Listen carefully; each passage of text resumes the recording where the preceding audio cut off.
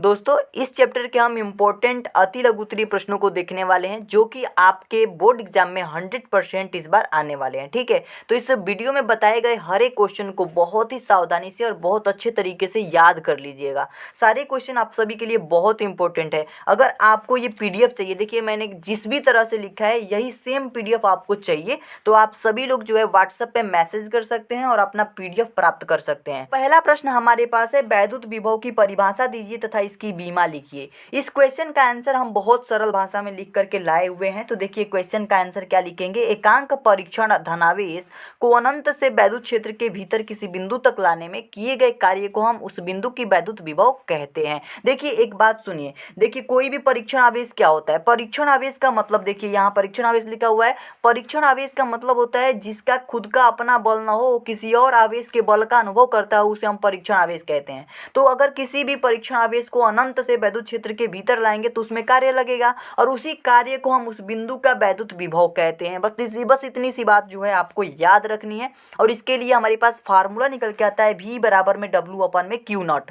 Q not क्या है, परीक्षण आवेश है। W क्या है, हमारे पास कार्य है जो परीक्षण आवेश को लाने में किया जा रहा है। कहाँ पे लाया जा रहा है, विद्युत क्षेत्र में लाया जा रहा है। तो परीक्षण आवेश को विद्युत क्षेत्र में लाने में किए गए कार्य को उस बिंदु की वैद्युत विभव कहते हैं। बस इतनी सी बात याद रखनी है। V क्या है, वैद्युत विभव है। तो अगर इतनी सारी चीजें हमें पता है, इसका सूत्र पता है, इसका परिभाषा पता है, तो यहाँ से हम इसकी मात्रक और बीमा आसानी से अपने मन से निकाल सकते हैं। तो देखिए इसको रटना बिल्कुल भी नहीं है। मात्रक को कैसे निकालेंगे, सबसे पहले आपको याद रखना है यहाँ पे ऊपर क्या है, वर्क है यानी काम है। ठीक है, कार्य है। तो कार्य को हम क्या कहते हैं, कार्य का जो मात्रक होता है उसे हम जूल कहते हैं। क्या कहते हैं, जूल। और नीचे क्यू नॉट आवेश है, आवेश का मात्रक कूलाम, तो जूल प्रति कूलाम, यहाँ से इसका मात्रक निकल के आ गया। यहाँ देखिए हम लिख देंगे मात्रक के जगह पे जूल, ऊपर जूल हो जाएगा, नीचे क्या हो जाएगा, कूलाम। तो जूल प्रति कूलाम जो होगा ये हो जाएगा वैद्युत विभव का मात्रक। और उसके बाद से अगर हम बीमा की बात करते हैं तो बीमा की गणना भी हम कर सकते हैं। कैसे करेंगे, देखिए जो हमारे पास W है ना, का वर्क यानी कि कार्य क्या होता है, कार्य होता है बल गुणे विस्थापन। क्या होता है, बल गुणे विस्थापन, यही ना होता है कार्य। जो कार्य का फार्मूला होता है बल गुणे विस्थापन होता है, यानी W बराबर होता है हमारे पास F इंटू डी, यानी कि बल गुणे विस्थापन। नीचे हमारे पास आवेश है तो नीचे हम केवल आवेश रखेंगे। ठीक है, आवेश लिख लेंगे यहाँ पे। तो यहाँ पे अगर बात करें बल की, तो बल का जो हमारे पास बीमा होती है MLT के पावर माइनस का 2 होता है। ठीक है, और वहीं पे बात करें विस्थापन के बीमा की, तो विस्थापन का बीमा होता है L, और नीचे हमारे पास आवेश की बीमा लिखेंगे तो ये हो जाएगा हमारे पास 80। तो यहाँ से हम इसको सॉल्व अगर करना चाहें तो यहाँ पे इसकी बीमा लिख सकते हैं। इसको सॉल्व करके m के पावर क्या हो जाएगा, केवल m ही रहेगा क्योंकि इसके पावर +1 है। l के पावर क्या हो जाएगा, l 1 है और एक l यहाँ पे, तो l के पावर 2 हो जाएगा। t के पावर क्या हो जाएगा, t के पावर -2 यहाँ पे है, t नीचे से ऊपर जाएगा, -1 आएगा, और -1 -2 क्या हो जाएगा, -3 हो जाएगा, और a के पावर क्या हो जाएगा, -1 आ जाएगा। ठीक है, तो इस तरीके से इसकी बीमा भी यहाँ पे फाइंड हो गई। आई होप आप सभी को समझ में आया होगा कि मैंने बीमा कैसे निकाला। ठीक है, नेक्स्ट क्वेश्चन की तरफ मूव करते हैं। तो अब हम बात करते हैं सेकंड नंबर क्वेश्चन की। सेकंड नंबर क्वेश्चन है, संधारित्र की धारिता की परिभाषा लिखिए। ठीक है, देखिए संधारित्र की धारिता क्या होती है, धारिता की परिभाषा देनी है। तो इसका भी सिंपल भाषा में क्या बोलेंगे, किसी संधारित्र की धारिता किसी एक प्लेट को दिए गए आवेश तथा दोनों प्लेटों के बीच उत्पन्न विभवांतर के अनुपात के बराबर होती है। देखिए कोई भी संधारित्र की धारिता होती है ना, तो उसमें 2 प्लेटें होती हैं। तो एक प्लेट का आवेश, अगर हम एक प्लेट का आवेश लें और दोनों प्लेट के बीच में उत्पन्न क्या होगा, विभवांतर होगा। दोनों प्लेट के बीच में क्या उत्पन्न होगा, विभवांतर। तो अगर उस दोनों प्लेट के बीच में विभवांतर और एक प्लेट के आवेश के अनुपात को देखें तो उसे हम कहते हैं धारिता। क्या कहते हैं, धारिता। तो C बराबर हमारे पास फॉर्मूला आता है Q/V, ये अनुपात है दोनों और इसे हम धारिता कहेंगे। धारिता को हम C से प्रदर्शित करते हैं। ऊपर क्या है, Q आवेश है, नीचे क्या है, V विभवांतर है, दोनों प्लेटों के बीच उत्पन्न विभवांतर है। ठीक है, तो यहाँ से हम इसका मात्रक की अगर गणना करना चाहें तो मात्रक क्या हम पता नहीं कर सकते हैं, बिल्कुल कर सकते हैं, क्योंकि ऊपर Q आवेश है, आवेश का मात्रक क्या होता है, कूलाम। तो यहाँ पे हमने कूलाम लिख दिया और उसके बाद से प्रति लगा देंगे क्योंकि बटा है। और V मतलब क्या होता है, विभवांतर। विभवांतर का मात्रक क्या हो जाएगा, वोल्ट हो जाएगा।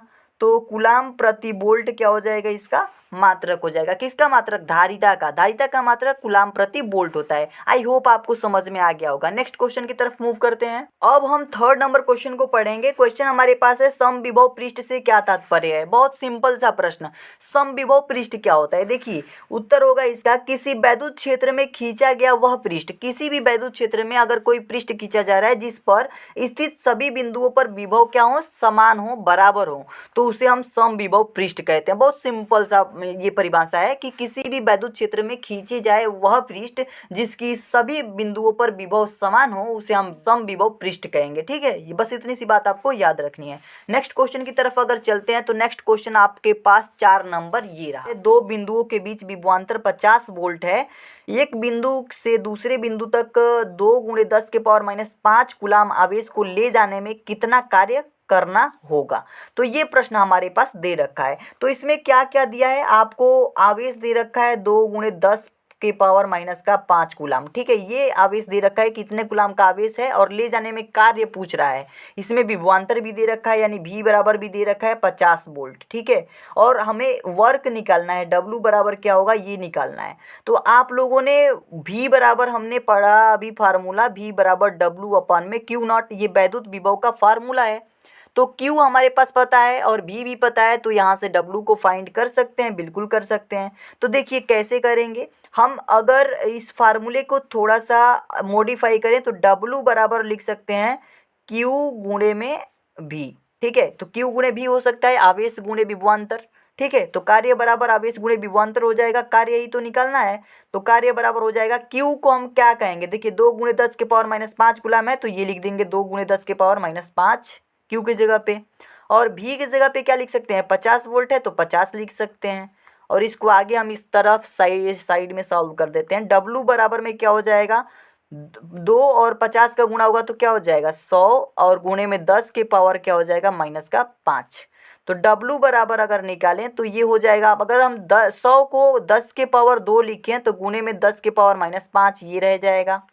तो W बराबर क्या हो जाएगा हमारे पास 10 10 दोनों हो गया। तो ऊपर के अगर मान लीजिए नीचे के हमारे आधार बराबर हैं तो ऊपर के घातांक क्या होते हैं, जुड़ जाते हैं। तो एक में माइनस है एक में प्लस है तो घट जाएंगे, तो 10 के पावर -3 आ जाएगा। और ये क्या होगा, वर्क है तो ये जूल में आंसर आएगा। ठीक है, तो ये जूल लगा देंगे क्योंकि ये बहुत इंपॉर्टेंट होता है। अगर जूल नहीं लगाएंगे तो गलत हो जाएगा। ठीक है, तो आपको जो है इसकी यूनिट भी लगानी होती है। ये इसका करेक्ट आंसर हो जाएगा। आई होप आपको ये चीज़ समझ में आई होगी। छोटा सा न्यूमेरिकल है जो कि आपके 1 नंबर या 2 नंबर में पूछा जा सकता है। ठीक है, तो आप सभी लोग इस बात का ध्यान रखेंगे कि इसको हमें कैसे सॉल्व करना है, स्टेप वाइज ले जाना है, लास्ट में इसका मात्रक जरूर लिखना है। ठीक है, आई होप आपको ये भी क्वेश्चन समझ में आ गया होगा।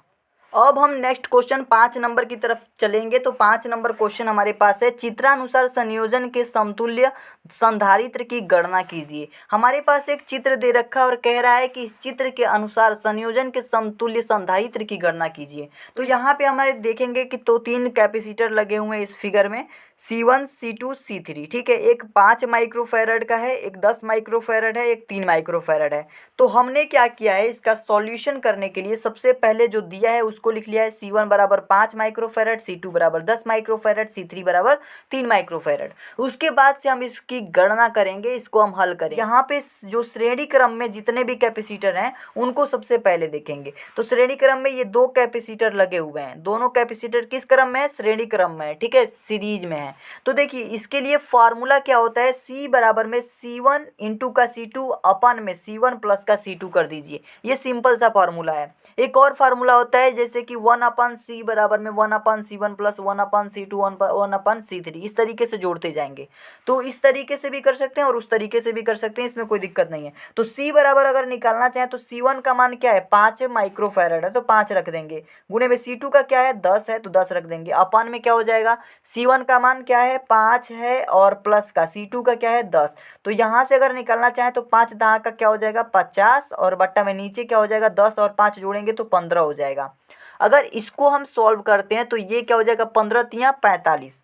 ठीक है, इसको काटना चाहें तो 15 तियाँ 45, 3 दशमलव फिर से 5 आया, 10 जीरो बढ़ा 5 15 तियाँ 3 बार में जाएगा 15 तियाँ 45। तो लगभग हमको लगता है कि 3 3 आता जाएगा। ठीक है, अगर इसको सॉल्व करेंगे तो 3 3 आता जाएगा, 3 दशमलव के बाद से 3 3 आता जाएगा, इतना माइक्रोफैरड ये आ गया। कौन सा आ गया, श्रेणी क्रम वाला। अब देखिए यहाँ पे 3.33 माइक्रोफैरड का आ गया जितने भी श्रेणी क्रम में कैपेसिटर थे।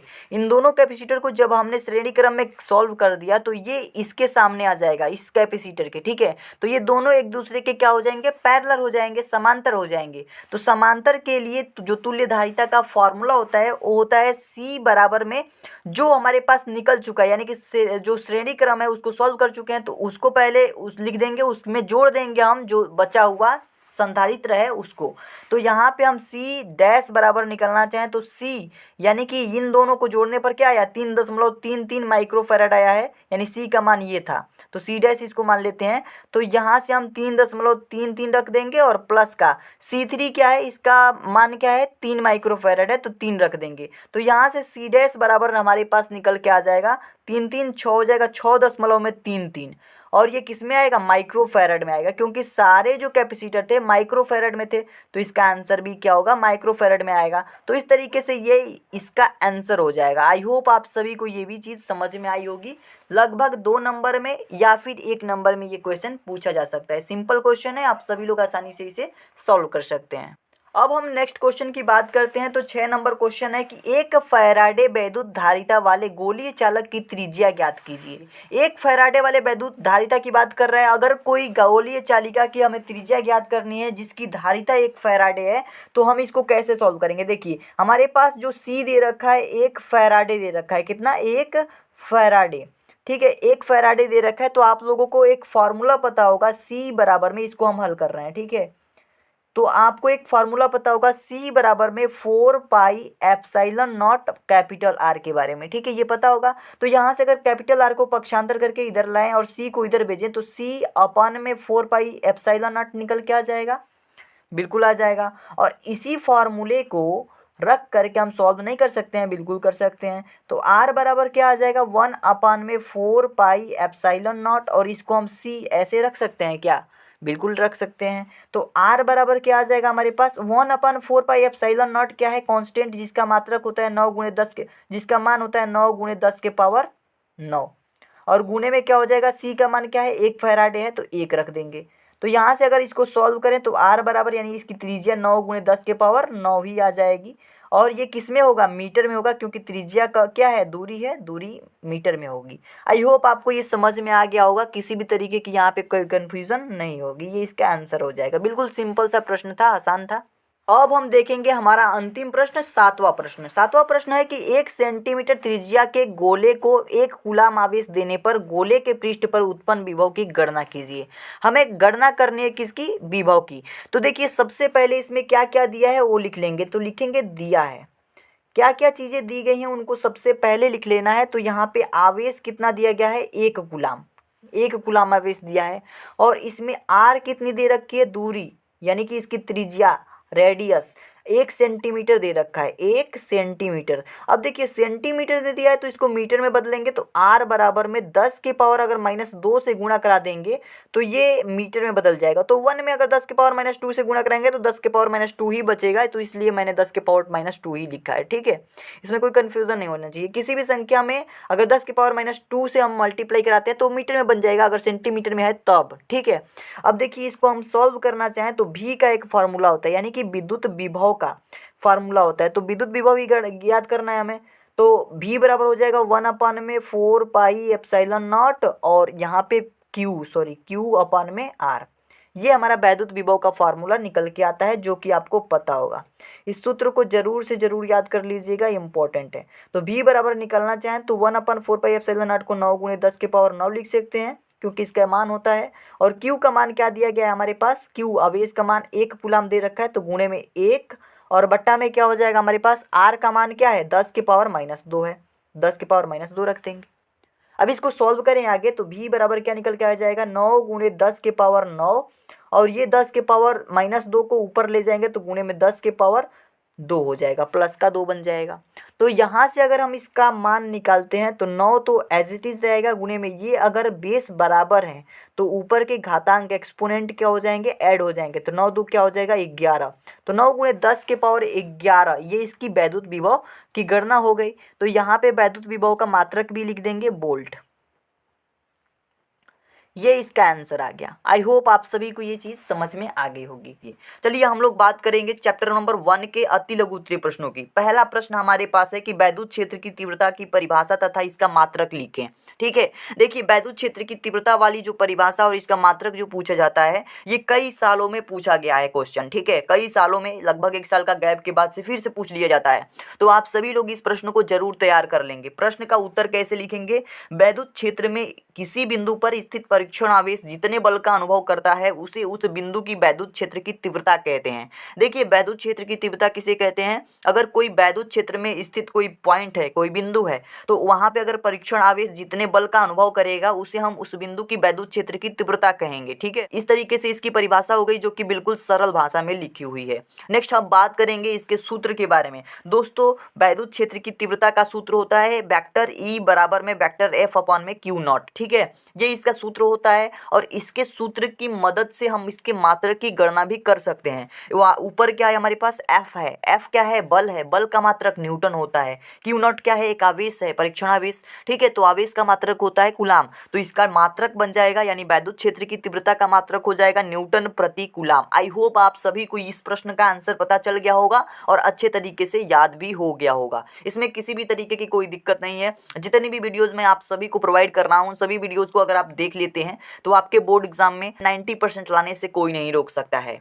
अब दोस्तों अगर हम क्वेश्चन नंबर 2 की बात करते हैं तो सेकंड क्वेश्चन है वैद्युत फ्लक्स तथा वैद्युत क्षेत्र की तीव्रता में संबंध लिखिए। देखिए वैद्युत फ्लक्स और वैद्युत क्षेत्र की तीव्रता में क्या संबंध होता है? वैद्युत फ्लक्स का एक फॉर्मूला होता है फाई बराबर वेक्टर ई डॉट वेक्टर ए, और इसी फार्मूले को हमने इंटीग्रेशन के रूप में इस तरीके से लिखा है कि वैद्युत फ्लक्स फाई बराबर होता है, देखिए वैद्युत फ्लक्स को हम फाई से डिनोट करते हैं, और बराबर हो जाता है integration of vector e dot vector D A. ठीक है, इस तरीके से हमारे पास एक फॉर्मूला होता है जिसमें ए क्या होता है? क्षेत्रफल सदिश होता है, और ई क्या होता है? वैद्युत क्षेत्र की तीव्रता होती है। तो इस तरीके से हमारे पास ये वैद्युत फ्लक्स और वैद्युत क्षेत्र की तीव्रता में संबंध स्थापित हो जाता है। आई होप आप सभी को समझ में आया होगा। नीचे मैंने लिखा है कि जहाँ पे वेक्टर ई जो है वैद्युत क्षेत्र की तीव्रता है तथा वेक्टर डी ए क्या है? क्षेत्रफल सदिश है। इसमें बस केवल फार्मूला ही लिखना था, आप सभी को इस तरीके से आंसर में लिखना है। और देखिए अति लघु उत्तरीय प्रश्न आपका 1 नंबर में पूछा जाता है। ठीक है, तो 1 नंबर इसके लिए मिलने वाले हैं, तो ज्यादा बहुत बड़ा आंसर लिखने की जरूरत भी नहीं है। ठीक है,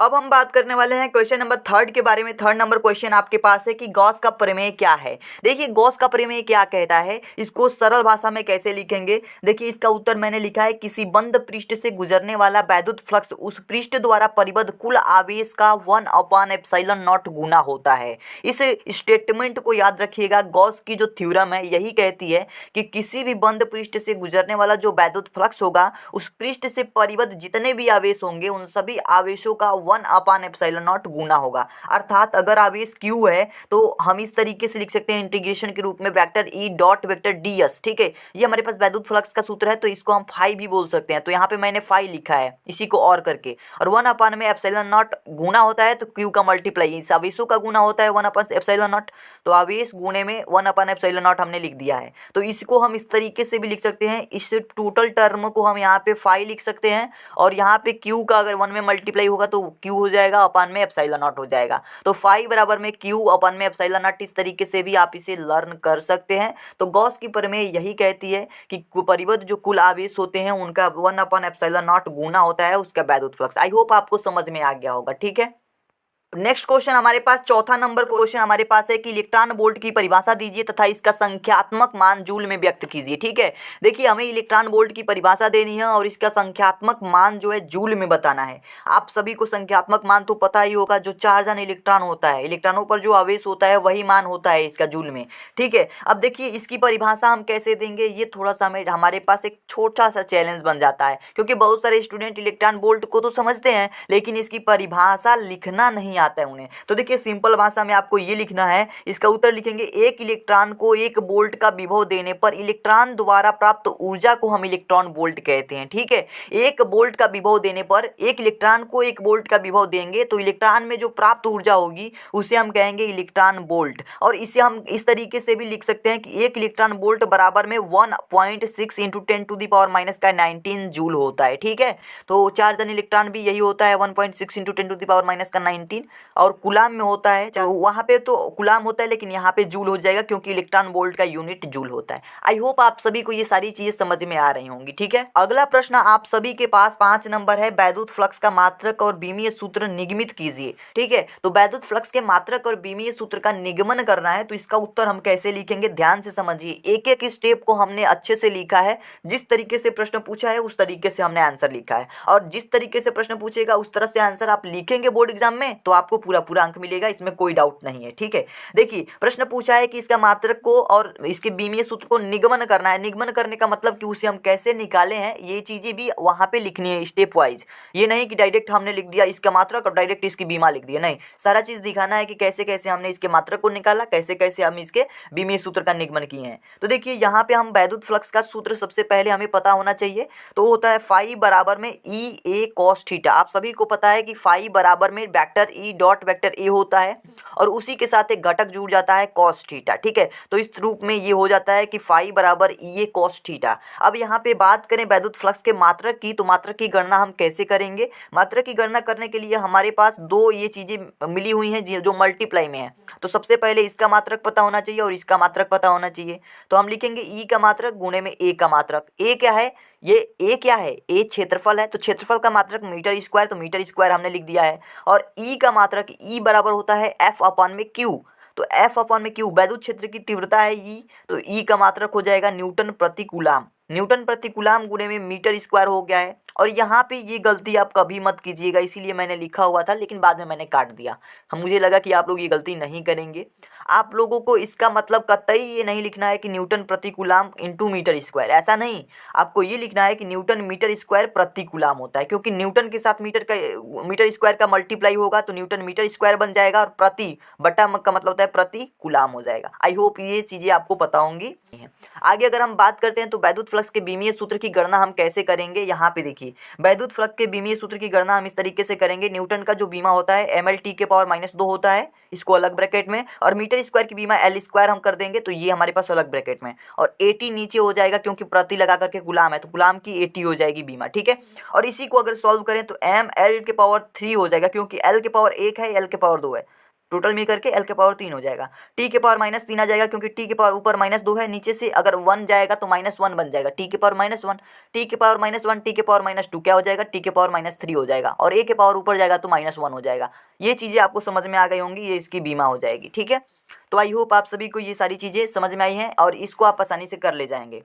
अब हम अगले प्रश्न की तरफ चलते हैं। तो 6 नंबर क्वेश्चन आप सभी के सामने आता है। अनंत विस्तार के आवेशित चादर के समीप विद्युत क्षेत्र की तीव्रता का व्यंजक लिखिए। देखिए अनंत विस्तार से आवेशित चादर के समीप जो विद्युत क्षेत्र की तीव्रता का सूत्र होता है ई बराबर में सिग्मा अपान में 2 एप्सिलॉन नॉट होता है। तो देखिए विद्युत क्षेत्र की तीव्रता डाल करके ई बराबर सिग्मा अपान में 2 एप्सिलॉन नॉट। ठीक है, तो इस तरीके से हो जाएगा ई बराबर में सिग्मा अपन में 2 एप्सिलॉन नॉट, ये इसका फार्मूला हो जाएगा। और इस फार्मूले को आप ब्रैकेट में कर लीजिएगा क्योंकि इसमें बस केवल व्यंजक लिखने के लिए कह रहा है, उसको निगमन नहीं करना है। उसका निगमन करेंगे बहुत बड़ा हो जाएगा और ऐसे क्वेश्चन लॉन्ग में पूछे जाएंगे, तो इसको निगमन नहीं करना है। जो बड़े बड़े क्वेश्चन हैं उनकी अलग वीडियो आप लोग को मिलेगी। ये छोटे छोटे क्वेश्चन लघु उत्तरीय अति लघु उत्तरीय में पूछे जा सकते हैं, तो इनको मैंने लिखा है। तो देखिए यहाँ पे जो हमने सिग्मा लिखा है, इस सिग्मा का मतलब होता है पृष्ठीय आवेश घनत्व। ठीक है, ये सिग्मा क्या है, पृष्ठीय आवेश घनत्व है। और जो एप्सिलॉन नॉट है आप लोगों ने कूलाम के नियम में भी इसे पढ़ा है, निर्वात की वैद्युतशीलता है। निर्वात का मतलब वायु होता है, तो ये वायु की वैद्युतशीलता होता है। ठीक है,